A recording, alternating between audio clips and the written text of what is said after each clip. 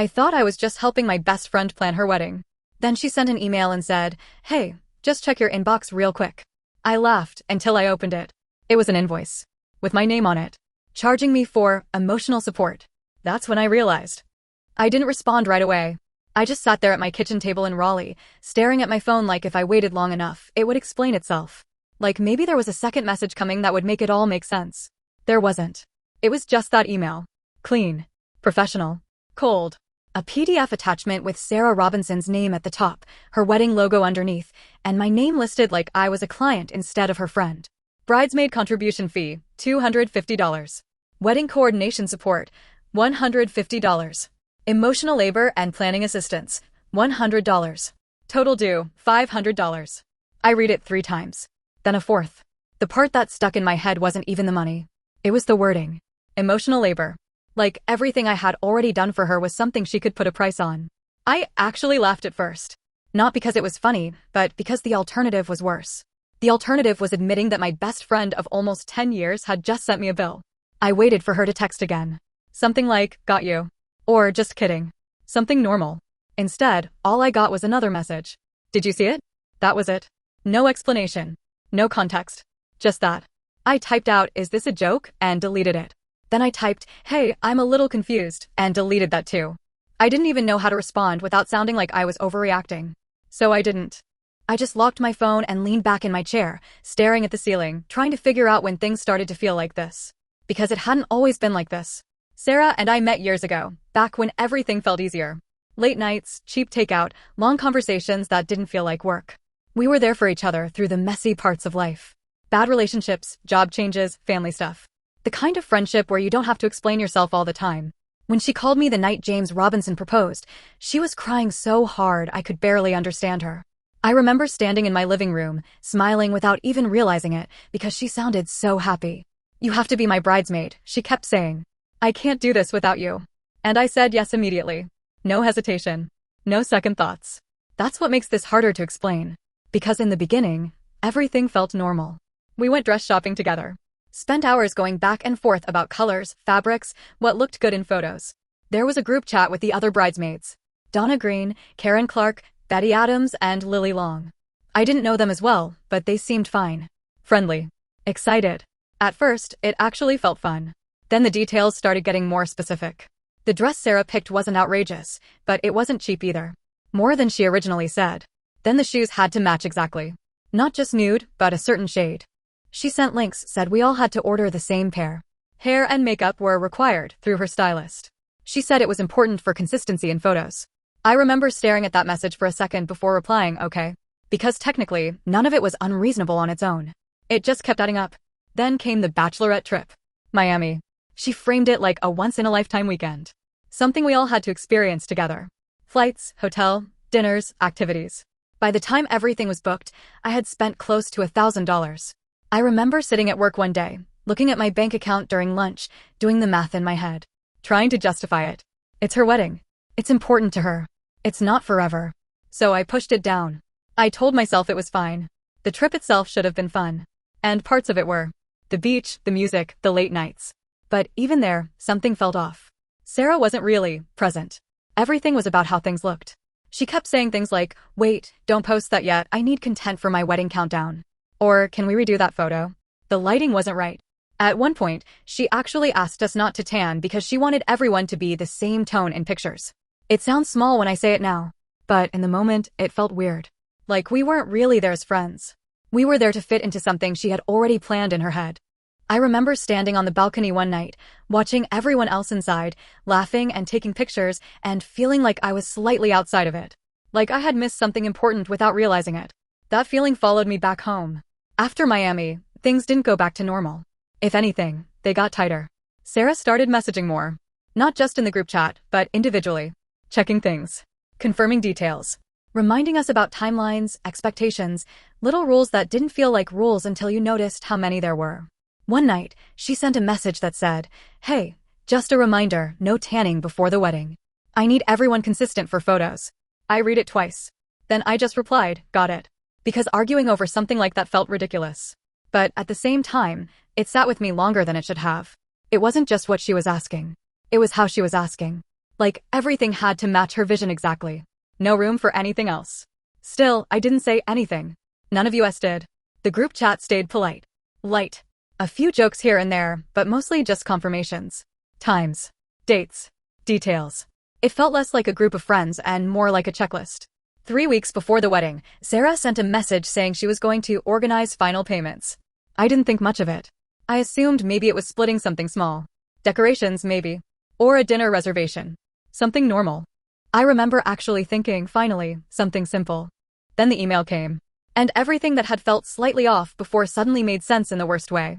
I opened the PDF again later that night, just to make sure I hadn't misunderstood it earlier. Same numbers. Same wording. Emotional labor. That phrase didn't leave my head. I thought about every late night call, every planning conversation, every time I had said yes without questioning it. And for the first time, I had this quiet, uncomfortable thought. This doesn't feel like a friendship anymore. I didn't know what I was going to do yet. I just knew something had shifted. And whatever came next wasn't going to be simple. The next morning, I still hadn't replied.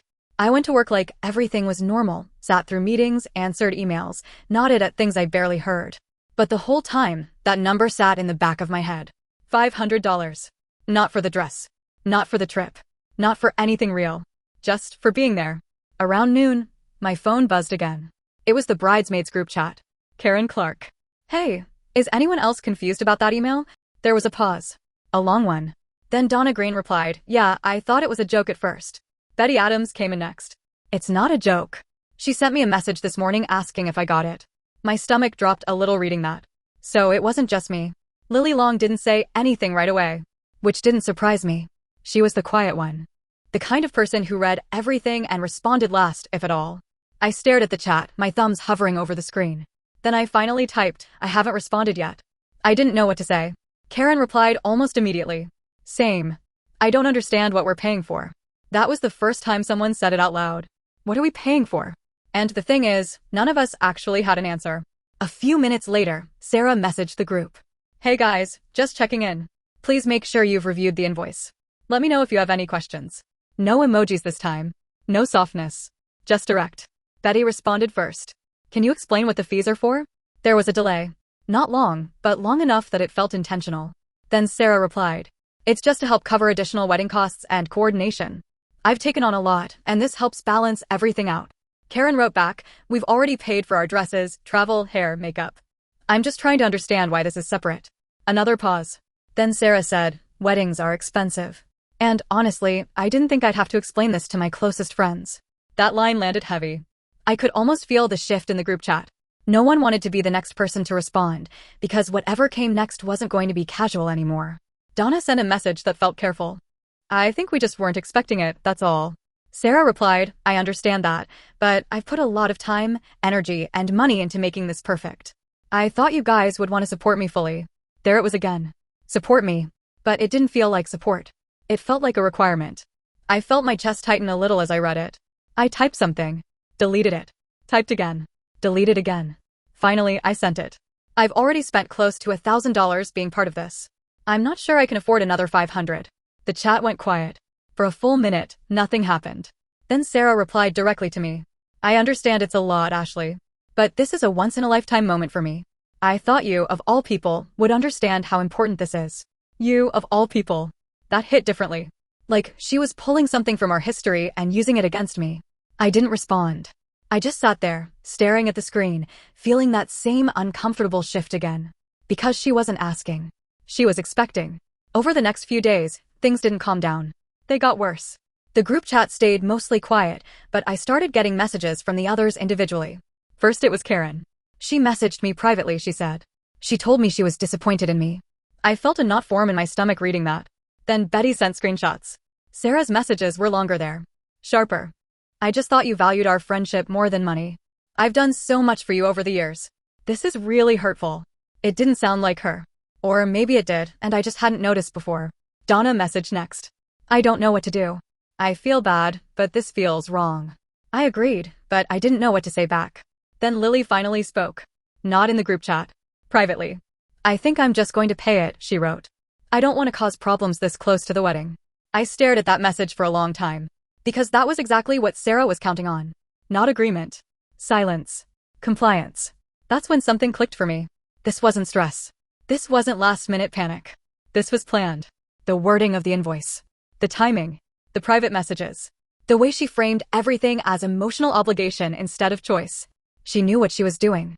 And suddenly, all the little things from before started lining up. The way she controlled the trip in Miami. The constant reminders. The focus on appearances. The way everything had to be exactly how she wanted, no matter what it cost anyone else. It wasn't new. It was just louder now. I sat there that night in my apartment, phone in my hand, reading through everything again. The invoice. The messages. The screenshots. And for the first time, I stopped asking myself how to fix it. I started asking a different question. Why am I still going along with this? That thought didn't feel dramatic. It felt calm, clear, like something had settled into place. I didn't act on it right away, but I knew deep down, whatever happened next, I wasn't going to handle it the way she expected me to. I didn't sleep much that night. Not because I was angry. Not even because I was stressed. It was worse than that. It was that quiet, steady feeling that something I trusted was no longer what I thought it was. And once that feeling settles in, it's hard to ignore. The next morning, I opened the invoice again. Same numbers. Same wording. Nothing had changed. But it didn't feel confusing anymore. It felt intentional. I sat there with my coffee, staring at the screen, and for the first time I wasn't trying to justify it. I wasn't trying to soften it in my head. I just let it be what it was. A bill. From my best friend. That was the moment I stopped thinking about how to respond to her and started thinking about everyone else. So I did something I knew she wouldn't like. I made a new group chat. Not the one she controlled. A separate one. Just me, Donna, Karen, Betty, and Lily. I stared at the blank chat for a few seconds, then sent the invoice screenshot and typed, "Are we actually doing this?" At first, no one answered. Then Betty replied. "No." Short. Immediate. Karen followed. "I don't understand how this is even okay." Donna sent a longer message. "I've been feeling weird about it, but I didn't want to say anything first." Then Lily. "I already paid it." Everything stopped for a second when that message came in. I felt this mix of frustration and, honestly, sadness. Not at her. At the situation. Karen responded first. "Wait, you paid already?" Lily said, "Yeah. She messaged me last night.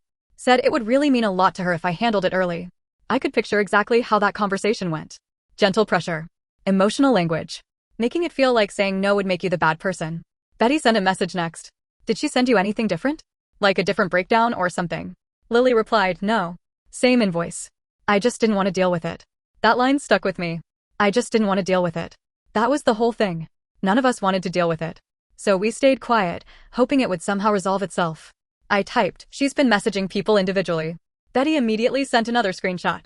It was a longer thread this time. Sarah saying things like, "I thought we were closer than this. I've always shown up for you. I just expected the same energy back." I read through it slowly, feeling that same heavy realization settle deeper. This wasn't a misunderstanding. She was doing this on purpose. Karen said, "This feels like she's trying to guilt us into paying." Donna added, "It's working though. Lily already paid." Lily sent a message back almost instantly. "Please don't make it a big deal. I just didn't want drama." I understood that. I really did. But at the same time, it made something in me snap into place. Because that's how this kind of thing keeps going. One person gives in. Then another. And suddenly it becomes normal. Except it wasn't normal. Not even close. Then Betty said something that shifted everything. She asked me to upgrade my hotel room. We all paused on that. Karen replied, "What do you mean upgrade?" Betty explained. She said the rooms needed to match the aesthetic for photos. Mine wasn't the same type as hers, so she wanted me to switch. It would have been another $300. I felt my stomach drop reading that. Donna said, "She told me I needed a second dress for the rehearsal. Said the one I had didn't photograph well." Karen added, "She asked me to switch my flight so I'd arrive earlier for extra prep stuff. It would have cost me more." We all went quiet after that. Because suddenly, it wasn't just about the invoice. It was everything. Every extra request. Every little pressure. Every time she framed something as necessary instead of optional. It all added up. I looked at the messages, reading through everything again, and for the first time, I didn't feel unsure. I felt clear. This wasn't about helping her. This was about meeting expectations that kept changing, no matter how much we already gave. I typed slowly, making sure I meant every word. "I'm not paying it." No one argued. Karen replied, "Same." Betty said, "Absolutely not." Donna hesitated, then said, "I don't think I can either." Lily didn't say anything. I didn't push her. She had already made her decision. But I knew what mine was now. The only thing left was saying it out loud to the person who wasn't going to take it well. I sat there for a few minutes after the chat went quiet, staring at Sarah's name in my messages. We hadn't talked directly since the group chat. I knew once I sent this, there was no going back. No soft way to fix it later. No pretending it was just a misunderstanding. I opened our conversation and typed, "Hey, I need to be honest with you." Then I stopped. Deleted it. Started again. "I'm not comfortable with the invoice." Deleted. I stared at the screen, realizing there wasn't going to be a perfect way to say this. So I stopped trying to make it perfect. And just made it honest. "I'm not paying the invoice. And I don't feel okay being part of the wedding anymore." I read it once. Then I sent it before I could change my mind. The response came almost immediately. "Are you serious right now?" I could almost hear her voice in it. Sharp. Disbelieving. I took a breath before replying. "Yeah, this doesn't feel like a friendship anymore. It feels like a transaction." There was a pause. Then the messages started coming. Long ones this time. "You're really going to do this to me? After everything we've been through? I can't believe you're choosing money over me." Each one felt heavier than the last. But what stood out wasn't what she was saying. It was what she wasn't. She never said, "I didn't mean it that way." She never said, "We can fix this." She never said, "I'm sorry." It was all about what I was doing to her. Nothing about what she had done. I stared at the screen, feeling that final shift settle in. Because at that point, it wasn't confusing anymore. It was clear. And once something becomes clear, you can't pretend you don't see it anymore. I didn't reply to her right away. I read every message she sent. Slowly. Carefully. Not looking for something to argue with, just trying to see if there was anything in there that still felt like the Sarah I knew. There wasn't. It was all pressure. All blame. All about how I was hurting her, abandoning her, ruining something that mattered to her. Not once did she ask why I felt the way I did. Not once did she try to understand it. That's what made it easy in a strange way. Not painless. Just clear. I typed one message back. "I'm not trying to hurt you. I just don't feel okay with how things have been. I hope your wedding is everything you want it to be. I just can't be part of it like this." I read it twice. Then I sent it. She didn't reply. Instead, a few minutes later, I saw the notification. "You have been removed from the group." Just like that. No conversation. No attempt to fix anything. Just gone. I sat there staring at my phone, waiting for it to hit me harder than it did. But the feeling wasn't what I expected. It wasn't explosive. It wasn't dramatic. It was quiet. Like something had already ended before this moment, and this was just the part where it finally showed itself. A few minutes later, my phone buzzed again. "Donna. Did she remove you?" "Yeah," I replied. Karen messaged right after. "She just took me out too." Then Betty. "Same." I felt something shift again reading that. Because this wasn't just about me anymore. This was happening to all of us. Except Lily. Lily stayed in the group. She sent me a message a little later. "I think I'm going to stay in the wedding," she wrote. "I already paid, and I don't want to make things worse." I understood that. I really did. Not everyone handles conflict the same way. And she wasn't wrong for wanting to avoid it. But reading that still felt heavy. Because it showed exactly how this worked. You either went along with it, or you got pushed out. There wasn't really a middle ground. The next few days felt strange. Quiet. No more group chat. No more constant notifications. No more little reminders about timelines and expectations. Just space. At first, it felt wrong. I kept reaching for my phone like I had forgotten something. Like I was supposed to be somewhere or respond to something. But there was nothing there. Just silence. And slowly, that silence started to feel like relief. Donna, Karen, and Betty and I kept talking in our separate chat. Not constantly. Just enough to process what had happened. We compared notes. The messages she sent. The things she asked for. The way everything was framed. And every time we talked about it, it became more obvious. None of this had been accidental. She had been building toward this. The control. The expectations. The pressure. The invoice was just the moment it became impossible to ignore. A week before the wedding, Lily sent a photo in our chat. It was her dress. Already altered. Perfectly fitted. She added, "I'm at the final fitting today." No one said anything for a second. Then Donna replied, "It looks really nice." Karen added, "Yeah, it's pretty." I stared at the photo longer than I should have. Not because of the dress. Because of what it represented. She was still in it. Still part of that world we had just stepped out of. I typed, "I hope it goes well for you." And I meant it. I wasn't angry at her. If anything, I felt bad. Because I knew what it was going to be like. The expectations wouldn't stop just because she paid. They would just keep going. The wedding weekend came and went. I didn't go. I didn't check social media much either. I already knew what I'd see. Perfect photos. Smiles. Everything exactly the way Sarah wanted it to look. But a few days later, curiosity got the better of me. I opened Instagram. And there it was. The photos were beautiful. The venue in San Diego, right by the water. Soft lighting, coordinated colors, everything polished and clean. Sarah looked exactly how she had always said she wanted to look. Like everything had gone perfectly. I scrolled through a few more. Group photos. Bridesmaids. Lily was there, standing next to her, smiling. Everyone looked happy. Like none of it had happened. I stared at one photo a little longer than the others. Not because of what was in it. Because of what wasn't. We weren't there. And for a second, I felt it. That small, sharp feeling of loss. Not the wedding. The friendship. Everything that used to exist before it turned into this. I closed the app and set my phone down. And instead of sitting in that feeling, I noticed something else.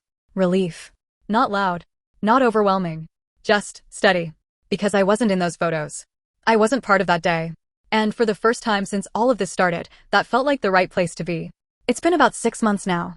Long enough that everything should feel settled. But it doesn't, not completely.